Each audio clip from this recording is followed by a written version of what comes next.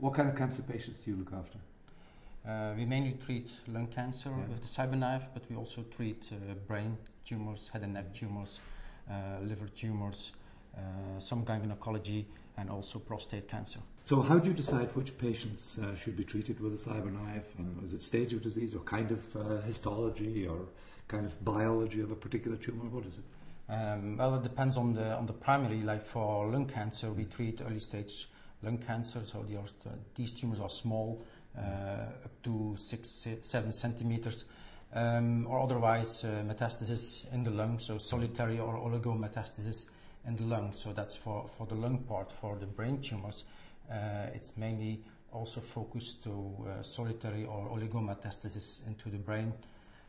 If we go down, then we go to head and neck region, so that's more the tonsillar and the nasopharyngeal cancer. So there are quite a lot of different histologies and kind of tumours we can treat with the Cyberknife. So there's no particular radiobiology which you say, oh, we go for high turnover, high growth fractions, a lot of hypoxia? No. Okay. No. It's a cure-all. Yeah, that's the. Well, it's amazing to see if you, let's say, you have a patient with a solitary metastasis in the pelvis or in the spine, and you treat it, and then 1 year, 2 years, or 3 years later, they're still on local control. It strikes me really how pleased the patients are, and they are really sometimes really emotional, and I never have seen that in all my other work. Yeah. So that's really striking. And for a patient, it's quite a simple strategy, isn't it? And it's quite a simple schedule. Yeah. Tell me about how you treat your people in Rotterdam with, say, a lung tumor, T1, T2. Usually we give 3 fractions, so that's very easy for the patients. They only have to come 3 times to the hospital. With the preparation, it's 5 or 6 times. So that's good for the patient. So compare that with another curative treatment, the patient has to come to the hospital 25 to 35 times. So that's a big difference. So the patients like that, but they like most of all that they almost have no side effects. So, and that's really nice, I think. If you give a treatment, we did a quality of life study, and we saw that patients that almost had no side effects, and their emotional functioning was significantly better, and already 3 weeks after the treatment. So it was really for us nice to see that the quality of life already 3 weeks after the treatment was better.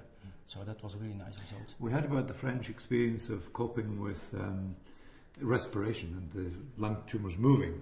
What do you do about this? They talk about tracking. Is this the kind of thing that you do too?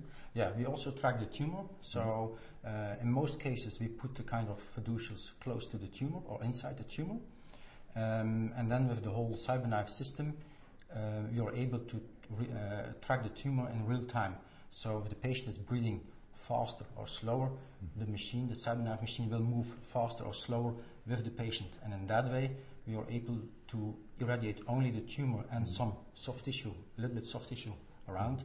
And by doing that, we see only a few side effects. Sure. I suppose another relatively non-invasive approach to a sort of solitary lung nodule might be Da Vinci robotics now, robotic surgery. Is this going to be a competitor, do you think? Maybe. I think it's something we probably will have to see into the future. Especially it will have competition with prostate cancer. Yeah, I suppose. Yeah, the question what is better, one surgery with the Da Vinci robot, or let's say 4 fractions with the Cyberknife. What are you doing this at the moment? We treat prostate cancer with the Cyberknife. We give 4 fractions of 9.5 gray, so that's a pretty high dose. And with the early results we see that patients have less side effects than brachytherapy or the conventional lung schedules. But we will have to wait for, let's say, an equivalent local control. So with that we need a longer follow-up. Do you see anybody doing the obvious randomized trial, which is a robot versus this very clever Cyberknife technology? Because really we're very short of evidence in both areas, evidence as in controlled trials. Yeah, there is a randomized study, it's called the STARS trial, and it compares Cyberknife robotic radiosurgery with the Cyberknife to surgery for early stage lung cancers. Okay. So that's in lung. That's great. That's in lung. That's really good. You're doing that? Yeah. Compliments. That's fantastic. Prostate?